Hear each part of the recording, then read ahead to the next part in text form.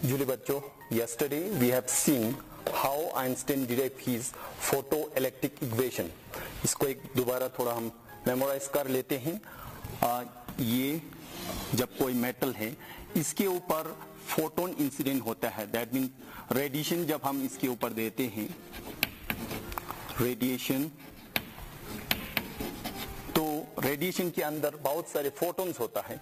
वो फोटोन्स जब metal surface के ऊपर लगता है तो वो फोटोन्स जाके इलेक्ट्रॉन के साथ इंटरेक्ट होता है and the electron comes out with some energy, और ये यहाँ से फिर इलेक्ट्रॉन यहाँ से बाहर आता है. तो इस इलेक्ट्रॉन का अगर ये इलेक्ट्रॉन मेटल सरफेस से बाहर आया हो तो उसके ऊपर सबसे मैक्सिमम काइनेटिक एनर्जी होता है, और उसका एक्सप्रेशन आइंस्टाइन ने दिया था. तो इसका हम इक्वेशन एक बार फिर लिख लेते हैं. Kinetic energy, maximum kinetic energy, actually this is the maximum kinetic energy of the electron is given by, जब हम फोटोन यहाँ पे इंसिडेंट करता है as per the Planck's constant theory, उसके अंदर एनर्जी होता है E is equal to h nu. तो यहाँ पे जो एनर्जी होगा दैट इज E फोटोन का energy minus its work function of the metal. क्योंकि ये इतना एनर्जी यहाँ पे खर्च कर लेगा वर्क फंक्शन में, फाई नोट का वैल्यू यहाँ पे खर्च करेगा. बाकी जो फोटोन इस इलेक्ट्रॉन को जितना एनर्जी देगा वो बाकी rest of the energy will be converted into the kinetic energy of the electron. ये हमने डिराइव किया था. इस इक्वेशन को थोड़ा और हम इसको करेंगे. यहाँ पे h nu minus phi naught, तो ये काइनेटिक एनर्जी मैक्सिमम का एक्सप्रेशन आया. ये वाला इक्वेशन है, this is called Einstein photoelectric equation. ये मैंने कल भी आपको किया था. Einstein's photoelectric equation, photo electric equation. तो आइंस्टाइन ने फोटो इलेक्ट्रिक इमेजन के पूरे लॉज को, जो कल हमने किए थे 4 laws of the photo electric emission, इसको इसी इक्वेशन के बेसिस पे उन्होंने एक्सप्लेन किया. इसको हम थोड़ा सा आज देखते हैं एक बार फिर. आइंस्टाइन ने कहा जब since one electron eject one photon, एक इलेक्ट्रॉन ये मेटल सरफेस के ऊपर जाके टकरा के एक इलेक्ट्रॉन के साथ ये इंटरेक्ट करता है और एक इलेक्ट्रॉन को ये इजेक्ट करता है. तो that means if we are increasing the photons incident on this metal surface, it will increase the number of electron ejected from the metal surface. तो यही आया है. जब हम फोटोन इंक्रीज करने की बात करते हैं तो फोटोन कब इंक्रीज हो रहा है? जब when we increase the intensity of the light radiation. तो वही यहाँ पे हो रहा है. since once photon eject one electron,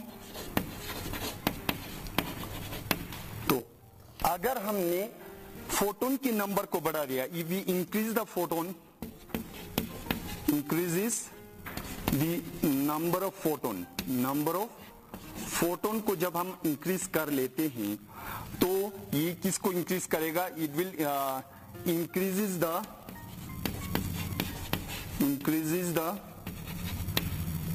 number of ejected electrons को करेगा. और यहां से क्लियर कंफर्म है नंबर ऑफ फोटोन्स को बढ़ाना, that means we are increasing the intensity of the light radiation. तो ये फोटो करंट, दैट मीन्स ये फोटो करंट कब आएगा? जब फोटो इलेक्ट्रॉन्स निकलेगा तभी उसको हम कहते हैं फोटो करंट. तो photo current is directly proportional to the intensity of the light. This is the first law of photo electric emission. ये हमने कल किया था. अब सेकंड देखते हैं. यहाँ पे एक चीज, इस इक्वेशन में एक चीज और थोड़ा सा इसको हम कर लेते हैं. यहाँ पे मैं लिख रहा हूं kinetic energy maximum is equal to H nu minus H nu naught ये वर्क फंक्शन का वैल्यू है h nu naught, phi naught is equal to h nu naught. तो इसको सब्स्टिट्यूट करके इस इक्वेशन को थोड़ा मॉडिफाई कर सकते हैं। h को हम बाहर निकाल देंगे, न्यू माइनस न्यू नॉट, ये हो गया काइनेटिक एनर्जी मैक्सिमम। तो ये भी एक इक्वेशन है। इस इक्वेशन को देख के ये भी इंस्टेंट फोटोइलेक्ट्रिक इक्वेशन है, इसका दूसरा फॉर्म है बेशक। इसको हम यहाँ पे आप देख सकते हैं, इफ ये जो इंसिडेंट जो रेडिएशन है उसका फ्रीक्वेंसी अगर less than nu not, that is the threshold frequency for a given metal surface, अगर इस गिवन मेटल के लिए थ्रेशोल्ड फ्रीक्वेंसी न्यू नॉट होगा, उससे भी कम होगा अगर इंसिडेंट जो रेडिएशन का फ्रीक्वेंसी, इन दैट केसेस आप इस ये इक्वेशन कैसा आएगा, in that cases the kinetic energy maximum is equal to, यहां पे हम सब्स्टिट्यूट करेंगे this nu is less than nu naught. अगर ये इससे कम होगा, इससे भी ये वैल्यू कम होगा, तो ये एक्सप्रेशन पूरे को पूरा जब एक्सप्रेशन सोल्व करेंगे तो इसका वैल्यू आएगा नेगेटिव। तो दैट मीन्स काइनेटिक एनर्जी का वैल्यू नेगेटिव आया। तो we get negative kinetic energy, negative kinetic energy, and this is not possible. ये बिल्कुल ही पॉसिबल नहीं है, दिस इज नॉट पॉसिबल। क्यों पॉसिबल नहीं है? क्योंकि जब इलेक्ट्रॉन इजेक्ट होगा तो उसके पास पॉजिटिव कुछ ना कुछ पॉजिटिव वैल्यू का काइनेटिक एनर्जी होना चाहिए। नेगेटिव एनर्जी का यहाँ पे नेगेटिव काइनेटिक एनर्जी आने का मतलब यही है कि फोटोन इजेक्ट ही नहीं हो रहा है, फोटोन इमिशन हो ही नहीं रहा है। तो बिकॉज क्यों नहीं हो रहा है? Because the frequency of the incident radiation is less then threshold frequency, इसीलिए कोई भी फोटोन वहां से निकल ही नहीं रहा है। तो ये सेकंड लॉ को कंफर्म कर देते हैं, ये एक्सप्लेन कर देते हैं कि सेकंड लॉ यही कहता है कि अगर थ्रेशोल्ड फ्रीक्वेंसी से भी इंसिडेंट रेडिएशन का फ्रीक्वेंसी कम होगा तो कोई फोटोन इजेक्ट नहीं होगा। Third, if new is greater than nu naught, तो इस सिचुएशन में हम देखते हैं तो इस केस में काइनेटिक एनर्जी जो मैक्सिमम, इसका एक्सप्रेशन का वैल्यू आएगा पॉजिटिव वैल्यू आएगा, positive value of kinetic energy आएगा पॉजिटिव। ये जब बड़ा होगा इससे तो इसका टोटल ये जब सोल्व करेंगे तो इसका वैल्यू पॉजिटिव आएगा। That means kinetic energy positive आने का मतलब है जो इलेक्ट्रॉन इजेक्ट हो रहा है with some value, with some positive value of the kinetic energy. तो दैट मीन्स उस सूरत में ये फोटो इलेक्ट्रॉन इजेक्ट हो रहा है और फोटो इलेक्ट्रिक इफेक्ट हो रहा है। और जो काइनेटिक एनर्जी मैक्सिमम है, काइनेटिक एनर्जी किस पे डिपेंड करेगा? Now the value of the kinetic energy maximum will depends upon the frequency. जब अबव थ्रेशोल्ड फ्रीक्वेंसी होगा तो ये डायरेक्टली हमें बता देता है, तो above threshold frequency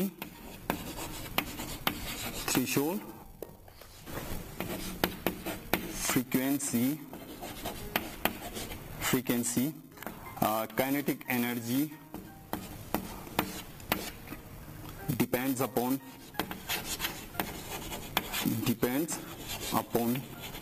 the frequency।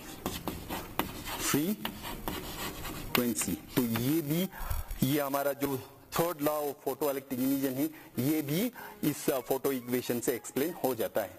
अब हम फोर्थ वाला करेंगे। फोर्थ पॉइंट, जो fourth law of photo electric emission है, ये क्या कहता है? The interaction of an photon with the material particle is an instantaneous. तो इंस्टेंटेनियस का मतलब है एक ही बिल्कुल फ्रैक्शन ऑफ सेकंड में ये प्रोसेस कंप्लीट हो जाता है। जो ये फोटोन मेटल के ऊपर स्ट्राइक करेगा उसी समय इंस्टेंटली वहां से इलेक्ट्रॉन निकलना शुरू हो जाएगा। That is known as the instantaneous. तो ये यहाँ पे ये इंस्टेंट फोटो इलेक्ट्रिक इक्वेशन भी यही कहता है कि the interaction of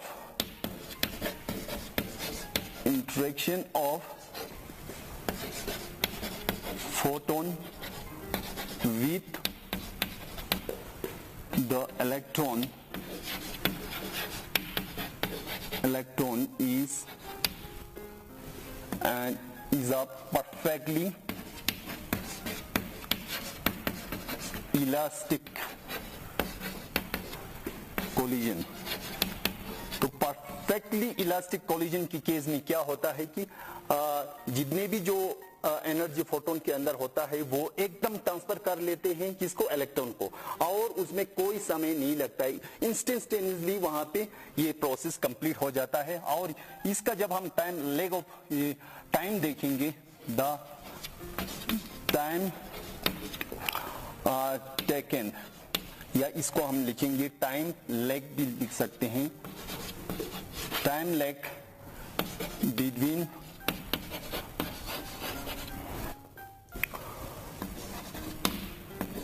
incident of photon on metal and ejection of electron, ejection of electron ये है लेस देन, इसका वैल्यू होता है less than 10⁻⁻⁹ second, which is very very very small time. तो इसको हम कहते हैं ये इंस्टेंटेनियसली ये जो प्रोसेस है कंप्लीट हो जाता है। ये है हमारा फोटो इलेक्ट्रिक इक्वेशन को, फोटो इलेक्ट्रिक इमेजन के पूरे लॉ को एक्सप्लेन करता है with the help of Einstein photo electric equation. अब हम कुछ न्यूमेरिकल्स प्रॉब्लम करेंगे based on the formulas that we have derived so far. तो उन फॉर्मूलाज को एक बार हम फिर से लिख लेते हैं, क्योंकि उन्हीं के बेस पे हम ये न्यूमेरिकल प्रॉब्लम्स आज करने जा रहे हैं। तो वो कुछ न्यूमेरिकल्स है जैसे कि वर्क फंक्शन जिसको हमने डिनोट किया था फाई नोट के साथ, इसका वैल्यू क्या था, h nu naught, where nu naught is the threshold frequency for the given metal. ये था। इसी तरह से एक और चीज हमने डिराइव किया था, that is the relation between stopping potential and kinetic energy. वो इक्वेशन था e V naught is equal to kinetic energy,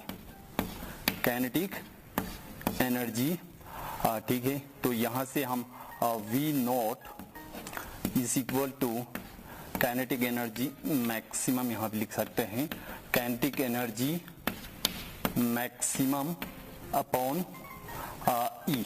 तो ये फॉर्मूला, ये भी एक फॉर्मूला है जो कि यूज होगा। ये कुछ फॉर्मूलाज जो यूज होगा, इनको हम एक बार फिर दोबारा हम मेमोराइज कर रहे हैं। तो इसी तरह से कल हमने आइंस्टाइन फोटो इलेक्ट्रिक इक्वेशन का इक्वेशन हमने डिराइव किया था। तो इसका ये जो फॉर्मूला है that is maximum kinetic energy is equal to h nu minus work function. तो ये है, इसको हम और इस तरह से कर सकते हैं, एच न्यू की जगह हम कभी कभी न्यू की जगह यहाँ पे सी अपॉन लेमडा, बिकॉज ये फ्रीक्वेंसी और velocity of light and wavelength of the wave, तो इनका एक रिलेशन है, इसको हम यहाँ पे यूज करेंगे। तो ये c upon lambda minus phi naught is equal to maximum kinetic energy, और ये मैक्सिमम काइनेटिक एनर्जी और इसके बीच में भी एक रिलेशन है। तो यहाँ पे हम ये भी लिख सकते हैं साथ में, this is also equal to e V naught. तो ये सारे ऐसे कुछ इक्वेशंस हैं जिसके बेस पे हम ये न्यूमेरिकल्स करने जा रहे हैं। ओके, तो सबसे पहले हम ये फर्स्ट न्यूमेरिकल यहाँ पे आप देखिए, the work function of caesium is 2.14 electron volt. आपको निकालना है, वर्क फंक्शन दिया हुआ है मेटल का, the threshold frequency for the caesium metal के लिए थ्रेशोल्ड फ्रीक्वेंसी का वैल्यू कितना है, और सेकंड है the wavelength of the incident light if photo current is brought to 0 by a stopping potential of 0.60 volt. यहाँ पे एक चीज और गिवन है, that is the value of the Planck's constant h. इसका वैल्यू गिवन है यहाँ पे, h is equal to 6.63 into 10⁻⁻34 joule second. तो इसको हम यहाँ पे सॉल्व करेंगे। जो सबसे पहले हमें दिया हुआ है उसको हम पहले यहाँ पे लिख लेते हैं। तो work function is given, that is phi naught is equal to 2.14, ये electron volt, this is the unit, electron volt की यूनिट में दिया ये, this is another form of the unit of ये काइनेटिक एनर्जी का एक और यूनिट है, एज ए यूनिट है जूल, और ये है इलेक्ट्रॉन वोल्ट दूसरा यूनिट है। इन दोनों के बीच में भी एक रिलेशन है, इसको भी हम यहाँ पे लिखेंगे। और यहाँ पे और वर्क फंक्शन दिया हुआ है, सिर्फ हमें वर्क फंक्शन दिया हुआ है, यहाँ से हमें थ्रेशोल्ड फ्रीक्वेंसी निकालना है। तो इसके लिए हम ये फार्मूला यूज करेंगे, phi naught is equal to, यहाँ पे हम लिखेंगे this phi naught is equal to h nu naught और which is equal to 2.14 electron volt. ठीक है, यहां से this nu naught is the threshold frequency, तो यहां पे हम क्या करेंगे, nu naught is equal to इस एच को इसके नीचे लाएंगे, तो 2.14 डिवाइडेड बाय ये एच, तो एच का वैल्यू सब्स्टिट्यूट कर लेंगे, 2.14 डिवाइडेड बाय ये इलेक्ट्रॉन वोल्ट का यूनिट है, इलेक्ट्रॉन वोल्ट, ये यहाँ पे एच का वैल्यू हम लिखेंगे, दैट इज एच का वैल्यू गिवन है 6.63 इंटू 10⁻⁻34, ये जूल सेकंड में दिया हुआ है। एक चीज यहाँ पे हम नोट करेंगे, जूल सेकंड, ये जूल सेकंड है एज ए यूनिट, लेकिन ऊपर वाला जो इक्वेशन यहाँ पे जो वर्क फंक्शन दिया हुआ है, दैट इज 2.14 इलेक्ट्रॉन वोल्ट, तो ये वैल्यू है, ये एज ए यूनिट में नहीं है, तो सबसे पहले क्या करना पड़ेगा, इसको एज ए यूनिट में हमें कन्वर्ट करना पड़ेगा। तो उसका वैल्यू हमें पता है, 1 electron volt is equal to कितना होता है, 1.6 इंटू 10⁻⁻19 जूल। ये रिलेशन हमें ऑलरेडी पता है, तो इसको हम यहाँ पे यूज करेंगे, तो न्यू नॉट का वैल्यू आता है, nu naught is equal to, यहाँ पे इसका वैल्यू हम सब्स्टिट्यूट करेंगे 2.14, 1 इलेक्ट्रॉन वोल्ट का वैल्यू है 1.6 into 10⁻⁻19 divided by Planck's constant का वैल्यू है 6.63 इंटू 10⁻⁻34। इसको जब हम सॉल्व करेंगे तो इसका वैल्यू आप यहाँ पे लिखिए, इसका वैल्यू आता है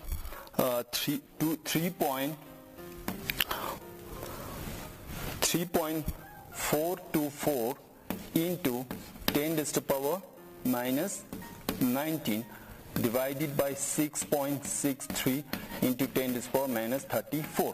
अब इसको सॉल्व कर लीजिए आप, इसका वैल्यू लास्ट पे हम लिखेंगे 5.16 इंटू 10⁻14 हर्ट्ज, क्योंकि ये फ्रीक्वेंसी का है, तो फ्रीक्वेंसी का यूनिट हर्ट्ज है, तो इस तरह से हम यहाँ से फ्रीक्वेंसी का थ्रेशोल्ड, मिनिमम थ्रेशोल्ड फ्रीक्वेंसी, तो थ्रेशोल्ड फ्रीक्वेंसी का वैल्यू हमने निकल लिया।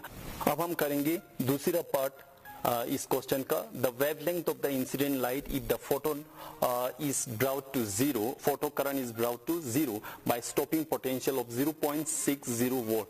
तो यहाँ पे एक चीज गिवन है, stopping potential V naught is equal to 0.60 volt, ये हमें गिवन है।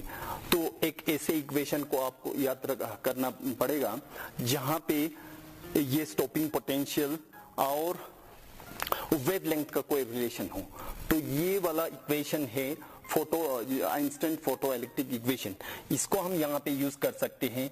एक इक्वेशन है EV naught which is equal to maximum kinetic energy that is equal to H nu minus phi not.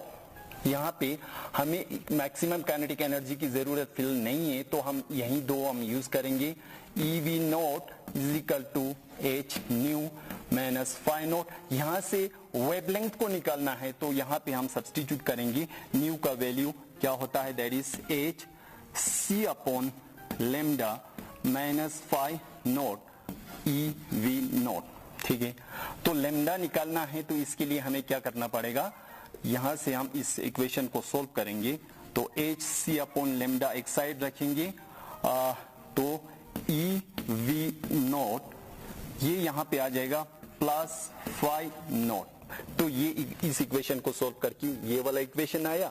आप यहां से ये लेमडा निकालना है, तो लेमडा हम कैसे लिखेंगे, लेमडा को इस साइड लेके जाएंगे, ये जो पूरा इक्वेशन है इसको हम इसके नीचे लाएंगे, तो लेमडा इज इक्वल टू कैसे लिख सकते हैं, h c upon e V naught plus phi not.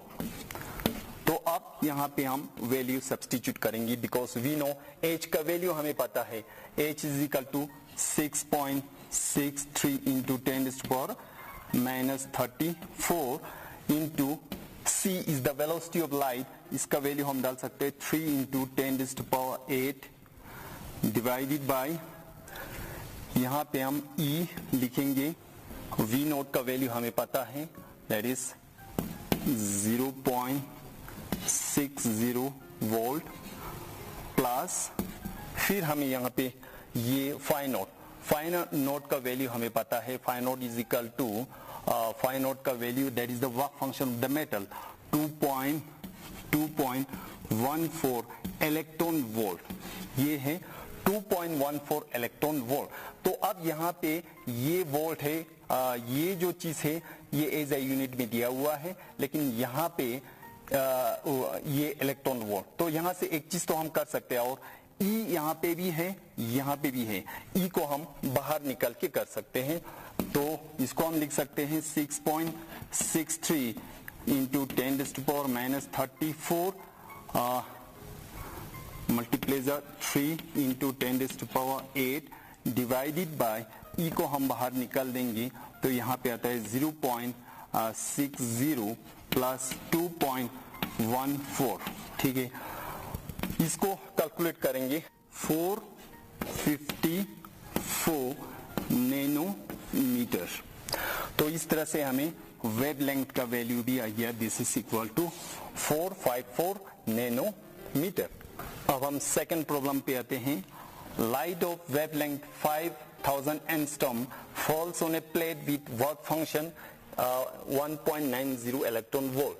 आपको निकालना है energy of the photon in electron volt, तो उसके लिए हम क्या करेंगे, सबसे पहले जो वैल्यू दिया हुआ है इनको हम लिखेंगे एक बार, सेकंड का वेवलेंथ इज गिवन, तो वेवलेंथ है हमारा 5000 एंगस्ट्रॉम, और एंगस्ट्रॉम का वैल्यू हमें पता है 5000 इंटू 10⁻⁻10 मीटर, तो ये वेवलेंथ हो गया। इस तरह से वर्क फंक्शन का वैल्यू दिया हुआ है, phi naught is equal to 1.90 electron volt.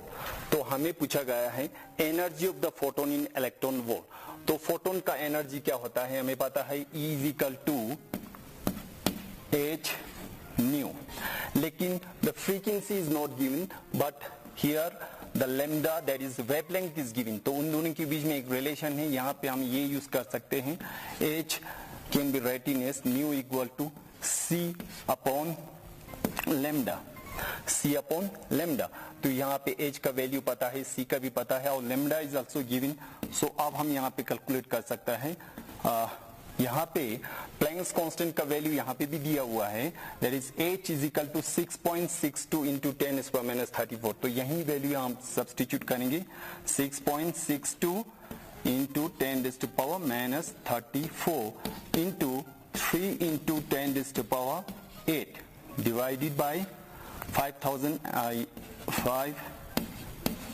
Into 10⁻⁻10। आप इसको अब सोल्व करोगे तो यहाँ पे एक चीज यहाँ पे ये प्रॉब्लम आ रहा है, आपको वैल्यू निकालना है इलेक्ट्रॉन वोल्ट में, इलेक्ट्रॉन वोल्ट में निकालना है, यहाँ पे जूल्स में दिया हुआ है, इसको हम कैसे कन्वर्ट करेंगे, तो इसके लिए ये एक बार फिर इक्वेशन को 3.62 into 10⁻⁻34 into 3 into 10⁸ divided by, अब जूल्स में दिया होगा उसको इलेक्ट्रॉन वोल्ट में कन्वर्ट करने के लिए हमें इसको डिवाइड करना पड़ेगा, दैट इज 5000 इंटू 10⁻⁻10 इंटू कितने 1.6 इंटू 10⁻⁻19, इसके साथ इस इक्वेशन को डिवाइड करेंगे तो ये इलेक्ट्रॉन वोल्ट में चेंज हो जाएगा। अब इसका वैल्यू हम सोल्व करके आपका आंसर आएगा 2.482 इलेक्ट्रॉन वोल्ट। तो ये कैलकुलेशन आप खुद कर सकते हो। तो इसका वैल्यू 2.482 इस तरह से वैल्यू आता है। तो आप ये थर्ड क्वेश्चन है, इसको आप खुद कर लीजिए। Find the maximum frequency and the minimum wavelength of the X rays produced by 30 KV electrons.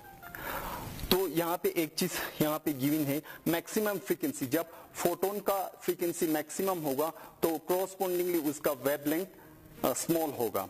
तो ये आपको ऑलरेडी पता है।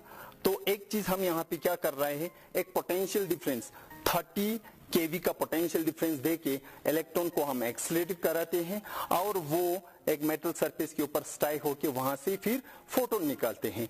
तो उस फोटोन का, वो फोटोन होगा एक्सरे फोटोन, उसका हमें क्या निकालना है, मैक्सिमम फ्रीक्वेंसी और मिनिमम वेवलेंथ का वैल्यू निकालना है।